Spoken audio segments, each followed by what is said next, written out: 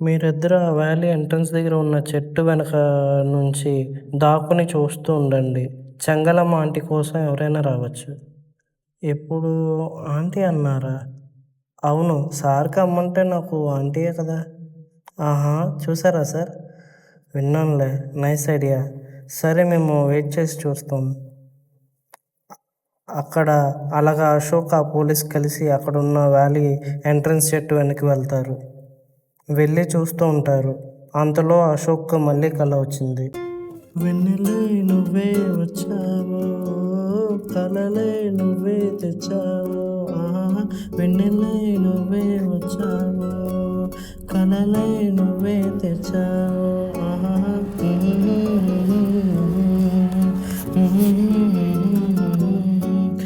స్వరమే మధురమైనదే, మనసే ఊగిసలైనదే, క్షణమే కరిగిపోతున్నదే, ఊహే విహరిస్తున్నదే, వెన్నెలే నువ్వే వచ్చావు, కలలే నువ్వే తెచ్చావు.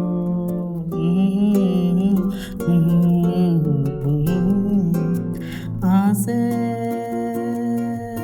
ఆసే దినం వ్యాసై మారనే, శ్వాసే ఊపిరిగా ఆయనే, పూల గంధాలే వేచెనులే, మధుమాసం కొరికే వెతికేనులే, వెన్నెలే నువ్వే. బసవరాజు కారు డ్యామేజ్ అయ్యి పంచర్ అవుతుంది. అదేంటని ఆ డైర్ వద్దకు కూర్చొని చూస్తుంటాడు. ఛ! ఇలా అయిందేంటి? అసలే టెన్షన్‌గా ఉన్నా.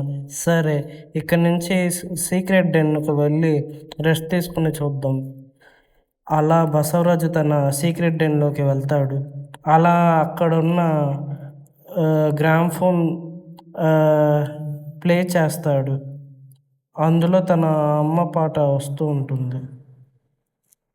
బంగారు తండ్రి నువ్వే, వజ్రాల మూట నువ్వే, జోలాట పాడే అమ్మా ఆరిరారో, ఆరారి ఆరిరారో, ఆరారి ఆరిరారో, ఆరారి ఆరిరారో, ఆరారో.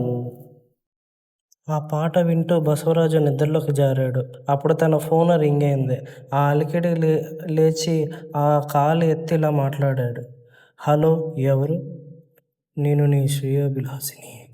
నీ అమ్మ నా దగ్గరుంది. నా అమ్మని వదలరా. నీ అమ్మని వదలనంటే ఒక డీల్ వేసుకుందాం. ఏంటి ఆ డీల్?